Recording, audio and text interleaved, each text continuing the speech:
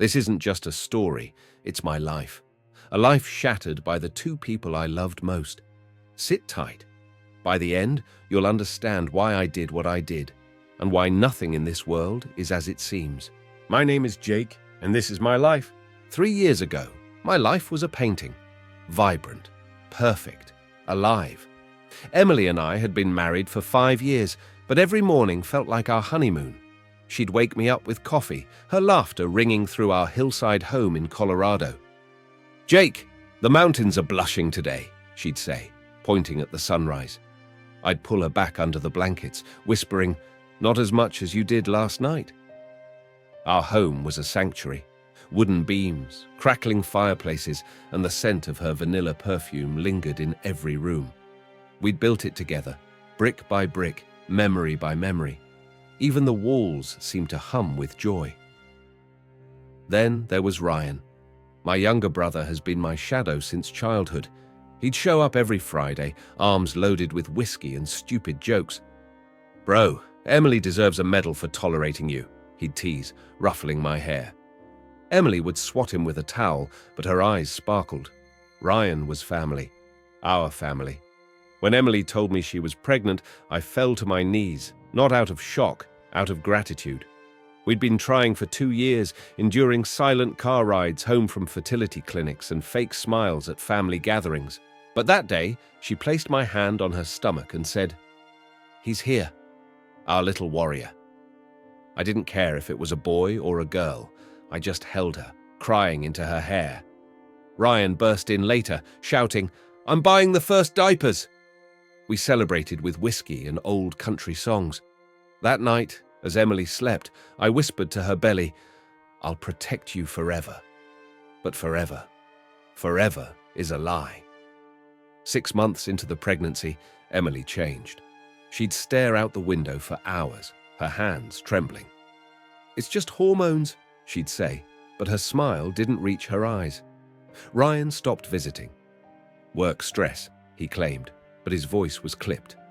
One night, I came home early from a business trip. The lights were off, but I heard murmurs upstairs. My heart raced. Was she hurt? I took the steps 2 at a time and froze. Emily's phone glowed on the nightstand. A text notification. "Ryan. We need to talk. He'll find out." The room spun. I gripped the bedpost, my wedding ring digging into my palm. Find out what? Emily walked in, damp hair wrapped in a towel. "Jake, you're back early." Her voice was too high, too bright. "Who's he, Emily?" I held up her phone. Her face paled. It's nothing. Ryan's just being dramatic. Some girl he's dating." But her nails dug into her palms.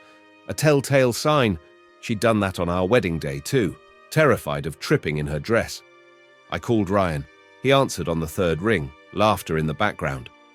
"Bro, miss me already?" "What the hell is going on?" I hissed. Silence. Then, "You're paranoid. Get some sleep." The next morning, Emily made pancakes, my favorite. She kissed my cheek, her lips cold. "Let's not fight," she pleaded. "This baby needs us happy." I wanted to believe her.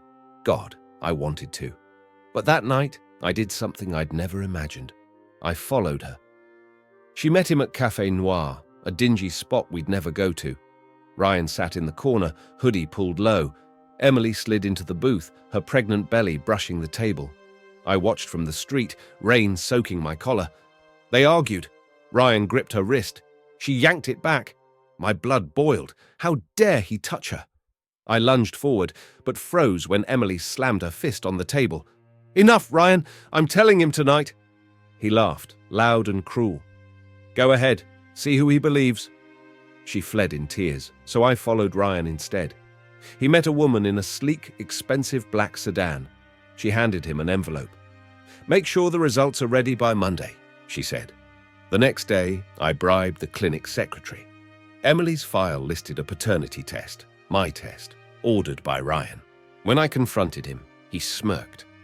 "You think that kid's yours? Emily's been begging me to save her from you." I punched him. Again. His nose cracked under my fist. "Stay away from my family," I spat. But family was already gone. Mia was born on a stormy October night. Hazel eyes, curly hair, Ryan's features. Emily refused to look at me. "She's perfect," she whispered. I scraped Mia's cheek in the hospital bathroom, my hands shaking. Sent the DNA sample to 3 labs. All 3 replies, 0% match. I drank until the world blurred, smashed our wedding photo against the wall. Emily found me sobbing in the glass-strewn kitchen. "Get out," I whispered. "Jake, please, out." She left. Took nothing but Mia's stroller. For weeks, I drowned in rage. Then, one sleepless night, I sketched a plan. Not a crime, a masterpiece. First, I sold my tech startup, quietly. Transferred Emily's inheritance into a Swiss account under her name, but with my fingerprints on every transaction. Next, Ryan. I apologized over whiskey, my voice slurred. "I was wrong, bro. Let's invest in that startup idea you had." His eyes lit up. Greedy. Predictable. He mortgaged his apartment and borrowed from Chicago's deadliest loan sharks. I lost his money in a fake crypto scheme. Meanwhile, I leaked their affair. Anonymous emails to our aunt, blurred photos to her church group. Emily's parents disowned her. Ryan's fiancé left him at the altar. But the crown jewel, Mia's first birthday party. Emily arrived, desperate. "I have nowhere else to go," she begged. I handed her a gift box. "Open it." Inside, divorce papers and a USB drive.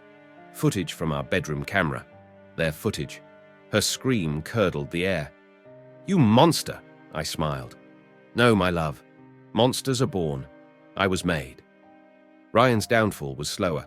The loan sharks broke his knees. Last I heard, he's begging outside Union Station, his hazel eyes bloodshot with regret. But here's where the story fractures. A year later, Mia got sick. The hospital demanded her blood type. "A B negative," I said. The nurse frowned. "But sir, you're O positive." The mother. "B negative. That's impossible." A cold dread slithered up my spine. I retested Mia's DNA. 99.9% match. Ryan had switched the results. Emily, now in a psych ward, mutters my name between screams. And Mia giggles as I read her bedtime stories, oblivious to the monster her papa became. As I sit by Mia's crib, watching her tiny chest rise and fall, the weight of my sins crushes me. I destroyed everything. Emily, Ryan, myself, over a lie. A lie Ryan crafted, and I believed. Now all that remains is silence. Not justice, not revenge, just silence. And the innocent child I nearly cast away. I stroke her curls, whispering a promise into the night. "I'll protect you forever." But forever is a lie.